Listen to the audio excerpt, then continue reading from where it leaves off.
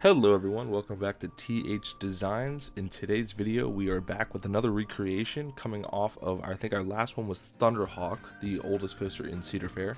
This time in honor of the newest update in Planet Coaster, in update 7, and the Sorcery DLC that has been released, we are doing Pantheon at Busch Gardens Williamsburg. One of the best examples, one of the best coasters of a swing launch, which is of course the huge point in the new Sorcery Pack. Everybody's been waiting for that for so long.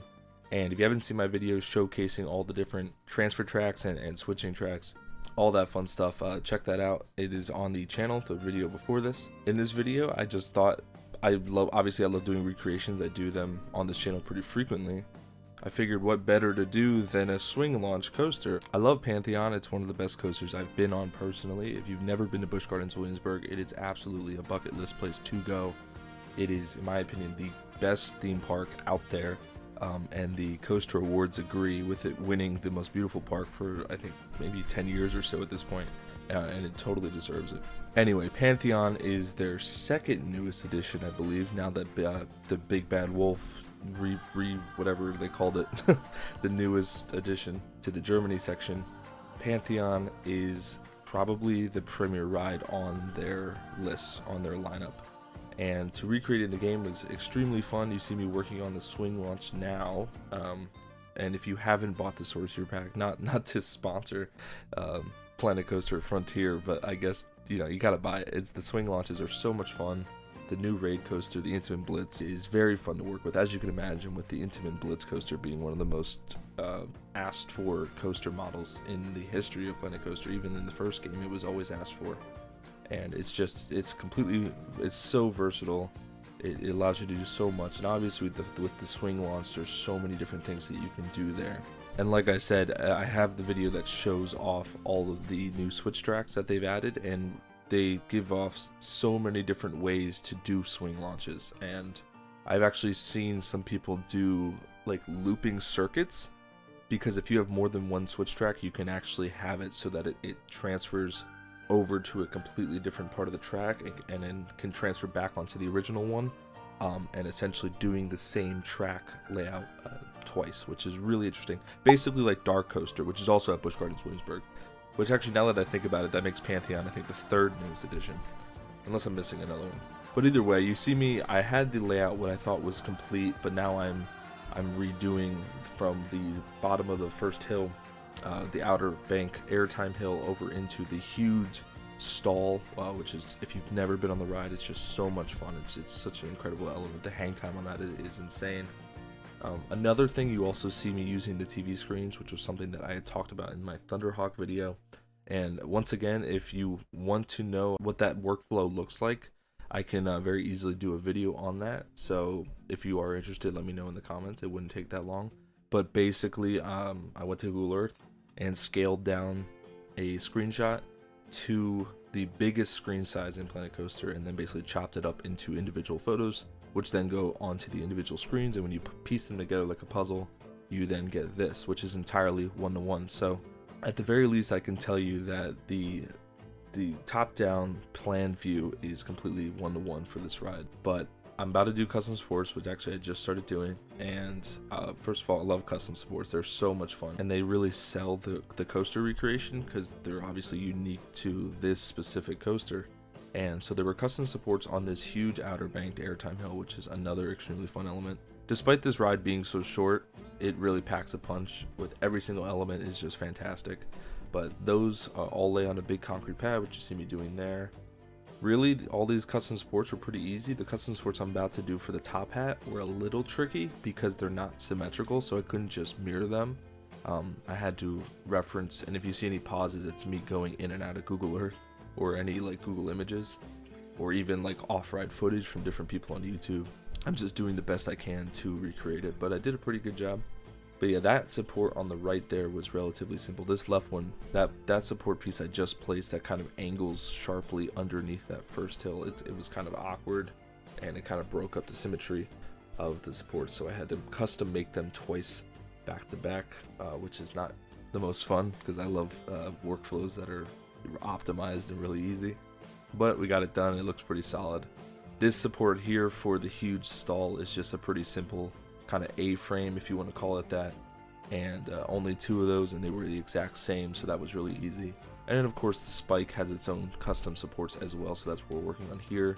Another really simple one where it's just, it goes up like 50 feet and then it all connects like 150 feet in the air, and then some simple, you know, beams connecting, all the pretty simple stuff. And I'm just adding all of these, whatever you call them, I don't even know what they're called, flanges I believe is what they're called. And then a little detail that I was actually pretty happy with, and I just added it because I remembered seeing it in real life, and there's a little triangle on the end of the track in real life, and I'm kind of surprised that Frontier didn't add that with the game. Instead they just have the dead end track. It's not that hard to make your own, but I was kind of surprised that it didn't already come with it. Obviously to stop the coaster from going over and derailing in case it has too much speed. But now you see me working on some path work, and this was another reason I was really happy I kept the TV screens, is because this is also pretty much one-to-one. Also just kind of remember a little bit from being at the park what this all looks like. I used the railings that are in the game just because they were close enough, and if I personally just do not like making custom fences and railings. They can be a pain really quick. So yeah, what you see me doing right now is pretty much what I just talked about, where I just scaled up existing pieces to try and make them look somewhat like the real life counterpart, just because I don't want to do like for Pantheon, I actually did make the entire fences custom out of wood, and it just took so much time, and it's such a small part of the entire build that, you know, you just realize it's not really that worth it. But here you see me working on roofs with the basic metal paneled roofs where it has the little grooves for drainage, I believe, and pretty much the roof for the station was the exact same. This stuff's pretty easy. Obviously this is the transfer track section where you would store the other train that's not in operation. And those cables, I saw them in some photos, so I decided to add them, but of course those would be used, I guess, for maintenance on the coaster. That's another thing I would love to see added in Planet Coaster, is the ability to actually use operating transfer tracks where you can store cars.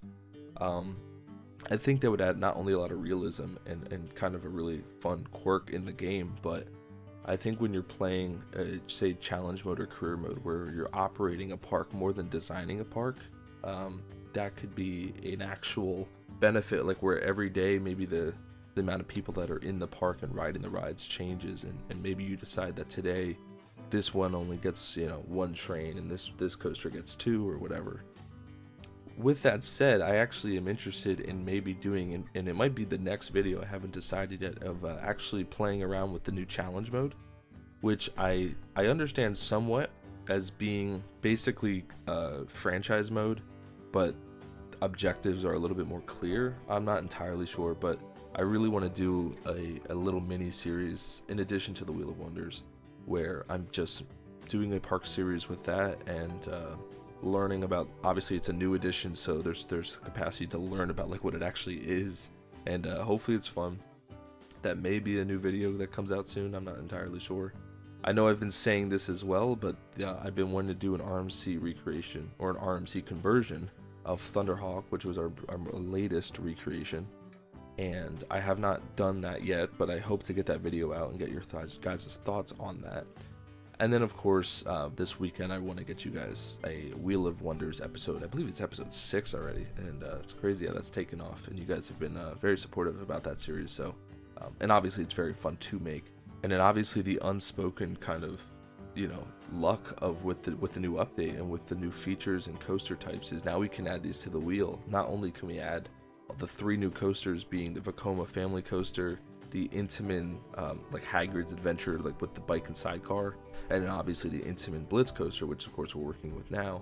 We also can now add all the new launch types, swing types, the transfer tracks. All these new elements now come into play, and I there are so many different trains that you can change the Intamin Blitz coaster into. So it's not just those the Intamin bike and sidecar and Intamin Blitz coaster that have access to these transfer tracks. I can technically finesse it so that, say, a mock spinning coaster could have a swing launch, because that is a coaster type that you can transfer the Intamin Blitz car into. So with all that said, you see me, I'm just about to start working on the station. We have a few more minutes left in this time lapse. It was about 4 hours of work, so nothing crazy there. But I'm just gonna let it play out, and then of course I'm gonna do a review, and we can talk about the final product, which I was super happy with. And of course the cinematic and POV is always a thing attached to my videos, so be ready for that. Otherwise, I'm just gonna let it play out. Thank you guys for watching. I will see you guys in a few minutes.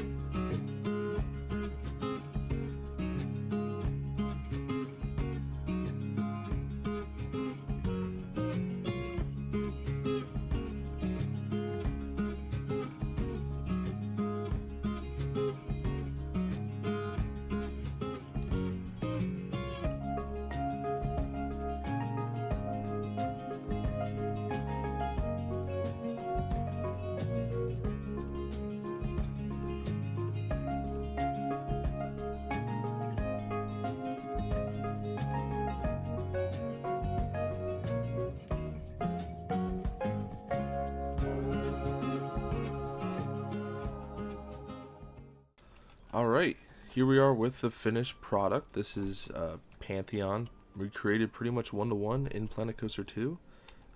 Really happy with how it looks. As you see the coaster go through a little zero-G roll. Really happy with the track layout. I'm really excited for the cinematic. The POV should be fun. Obviously I've ridden the ride while I was building it, and it's a pretty smooth layout, which I was really happy with. Especially with like this S-bend, which can be tricky at times. I kept that pretty smooth. Swing launch, of course, is very fun. 176-foot spike there, and of course swings over into the top hat. But really happy with this. I mean, it's such a beautiful setting for a coaster, and that just looks so nice. And these elements, and thankfully it was a pretty short. Obviously, it's a short coaster. It's like a 90-second ride. And so it was pretty easy to make in relative to time. Pretty happy with all the little details, like the maintenance bay, the station. There was some footage out there that kind of showed the interior of the station, but not that much. So I think I got it pretty good. I don't know. I kind of had to rely on memory there.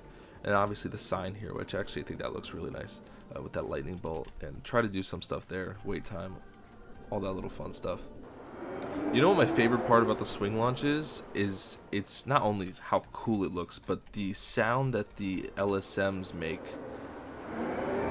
right there. That's so accurate, and I can like feel it when I'm riding the ride. Like I know exactly what that sound is. I know what the feeling of it is when you're riding this coaster. Like the vibration of the train when it's going over those magnets and that sound. It's so well done by Frontier, and it's just such a fun model to work with, and it was such a fun coaster to recreate.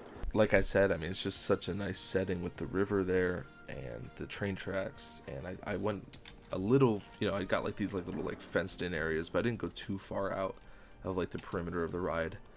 The queue line is actually much shorter than I remember. I can't believe that it's not longer. Like this ride is so popular that you think that the line would be full, but yeah, it's really that short. With all that said, I don't want to hold you guys here too long. You guys have watched the time lapse, at least if you've made it this far, so thank you for that. Keep an eye out for some new content coming out in the coming days. We got some new stuff that we're going to be trying out, and thank you all for the love and support. Very much appreciated, and I hope to see you in the next video, and I hope you guys enjoy the cinematic and POV for Pantheon at Busch Gardens. Thank you. Take care, everyone.